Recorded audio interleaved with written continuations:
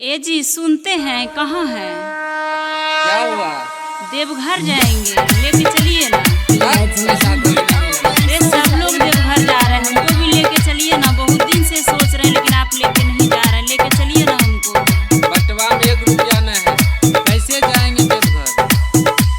ओ सैया देवघर जेबे, घरे में पूजा कर लो। सैया जी देवघर जेबे, पूजा हो जाता है। सैया देवघर जेबे जल लेके, सैया देवघर जेबे जल लेके, पिया जी हमर कमर सजाई दना।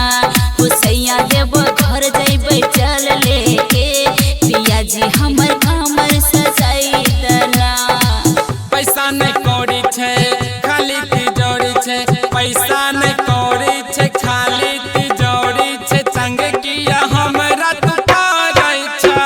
हो सैया देवघर जेबे जल लेके, पिया जी हमर कमर सजाई दना।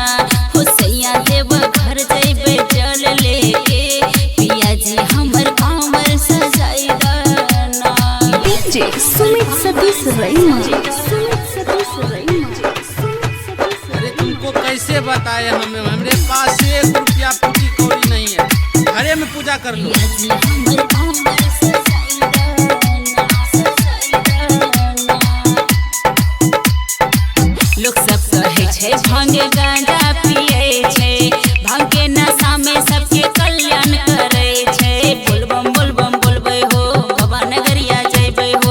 बोलबम बोलबम बोलबे हो, बाबा नगरिया जइबे हो। लोग सब कहे छे भांगे गांजा पिए छे, भांग के नशा में सबके कल्याण करे छे। पैसा नहीं कौड़ी छे, खाली तिजोरी छे। संग किया हमरा तू तारई छा। हो सैया देवघर जइबे चल लेके, पिया जी हमर कमर सजाई दना। हो राजा देवघर जइबे चल लेके, पिया जी हमर कमर सजाई दना। डीजे सुमित सतीश रईमा।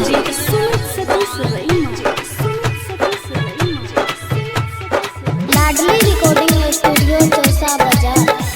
पिया जी हमर कमर सजाई दना, सजाई दना।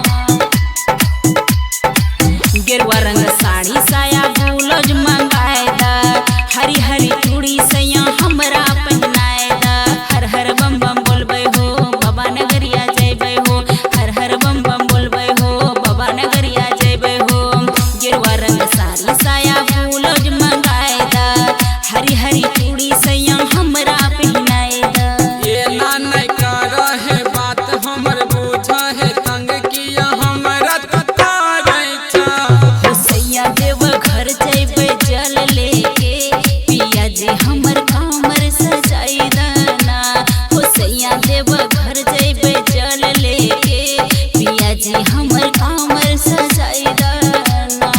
ठीक है, कोनो न कोनो व्यवस्था लगाते हैं। चलो तुमको देवघर घुमाइए देते हैं।